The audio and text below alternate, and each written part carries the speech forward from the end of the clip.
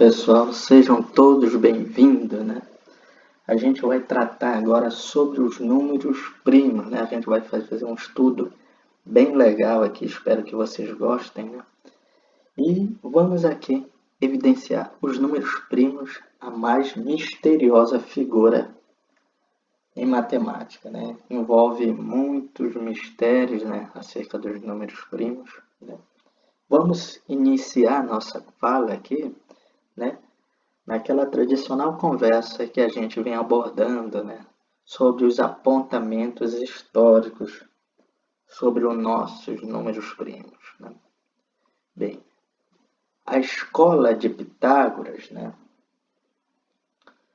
tinha uma relação muito especial com os números, né? Ela tratava, né, a matemática de uma maneira bem diferente, né, inusitada pelo tratamento filosófico, né, e o abstrato. Bem, já na obra de Euclides, né, os números primos, né, na obra Os Elementos, né, ele enunciou que há infinitos números primos, né, isso por volta de 300 anos antes de Cristo, né? E na obra dos Elementos, né, você pode encontrar a seguinte definição, né, a respeito dos números primos. Um número primo é aquele que é mensurável apenas pela unidade, né? Bem, na ocasião, né, a tradução do termo mensurável, né, o Euclides queria apontar, né, que esse termo em particular, né, que era divisível, né? Então, o número primo é aquele que é divisível apenas pela unidade, né? Isso apareceu na obra Os Elementos de Euclides. Já Aristóteles, né, se referia ao número 2 como um único número par primo, né? Ele se referia nesses termos, né? Bem, tem também um matemático grego, né, o Erastótenes, né, que ele fez o primeiro teste de primalidade, né, que é um algoritmo bem prático, bem simples, de encontrar os números primos, né? Isso acerca da história, né? Também é bem curioso, bem interessante a gente evidenciar esse crivo de Aristóteles, né, para abordar os números primos, né? Esse daqui, então, foi alguns apontamentos históricos, né, sobre os números primos, né?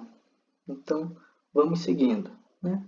Então, o número primo, né, segundo a definição, é o número P que pertence ao conjunto dos números naturais, né, denominado de número primo, se P é maior que 1 e se seus únicos divisores são P e 1. Né? O que a gente pode evidenciar aí, né? Bem, olha aqui, ó.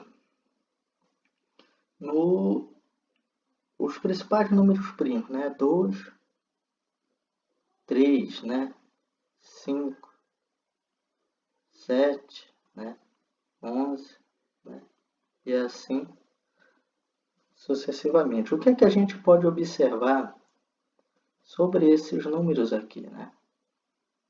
Bem, no caso aqui, vamos pegar o 11, né? A gente tem por 11 apenas dois divisores, né? Que é um e ele mesmo, né? Essa, então, é a característica dos números primos, né? Que a gente pode observar para todos os números primos vale essa relação, ou seja, ele tem apenas dois divisores, né? Isso se a gente considerar no campo dos números naturais, né? O 1 e ele mesmo, né? Então, essa é a definição dos números primos, né? Que a gente pode atentar aí, né? Mas se a gente considerar o campo dos números inteiros, né? Aqui, ó, né? Os números inteiros, né? A gente vai ter, olha, como o primo, né, o próprio número primo, né, P, o negativo, né, o 1 e o menos 1. Né? A gente tem esses 4 divisores se a gente considerar o conjunto dos números inteiros. Mas normalmente as definições, né, vêm atreladas ao conjunto P dos números naturais. Né? Então, vamos seguindo aí acerca das nossas apontamentos aí. Né? Bem, decorre daí, né, um importante teorema fundamental da aritmética. Né? Isso, se a gente considerar a teoria dos conjuntos, né, a gente vai evidenciar uma importante aplicação, né, e achado, digamos assim, sobre os números primos. Porque o número primo, é isso que enuncia o teorema fundamental da aritmética, ele pode ser expresso, qualquer número, né, melhor dizendo, pode ser expresso em fatores de números primos. Né? O que isso significa? Né? Ou então como produto de números primos. Né? Se a gente pegar aqui um exemplo, né, no caso, o 15. Né? O 15, né? O 15 tem, olha, tem um 1, né? Tenho ele próprio, né? O 15. Né? Tenho 3 e tenho 5. Né? Olha, esses aqui, né? Então a gente pode expressar, é isso que diz o teorema fundamental, como o produto dos fatores dos números primos. Né? Então, ou seja, é aquela nossa forma que a gente evidencia, né, a fatoração. Né?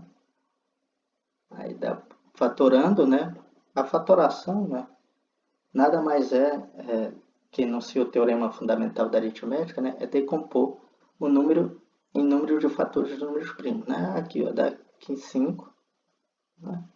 Aí, ó, 5, né? 1 e 1. Então, a gente pode expressar o 15, né, como 3 vezes o 5. Né?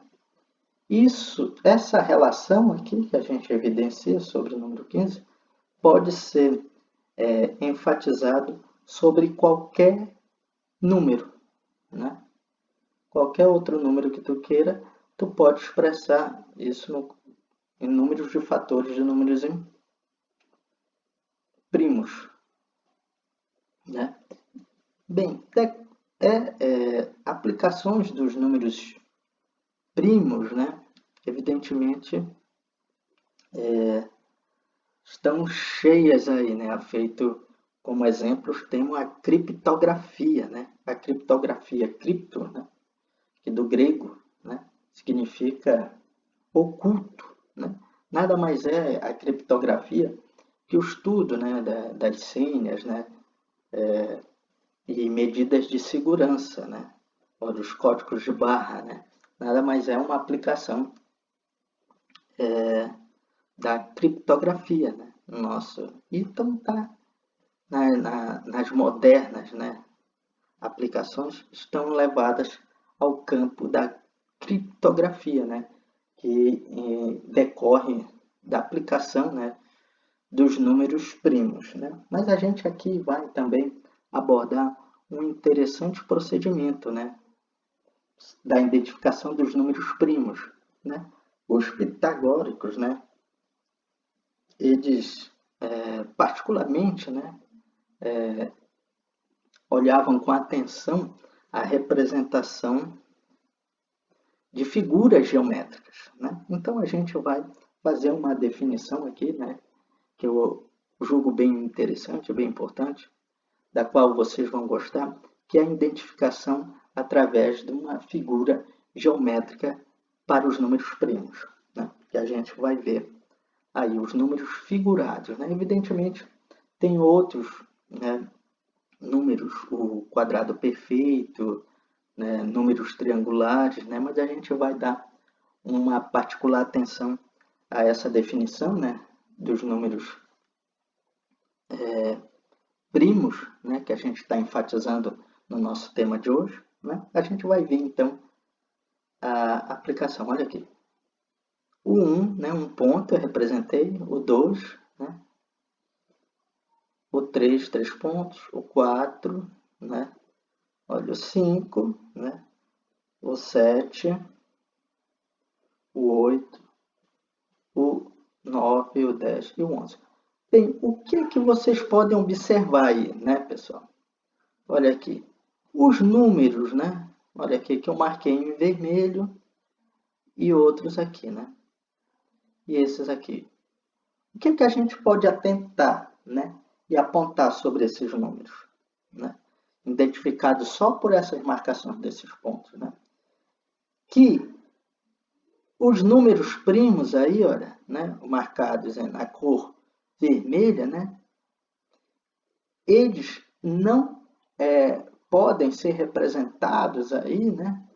Numa figura retangular ou de um quadrado que seja. Olha aqui, ó. Se eu tomar aqui, ó, eu vou ligar aqui os pontos, ó. Né? Ó.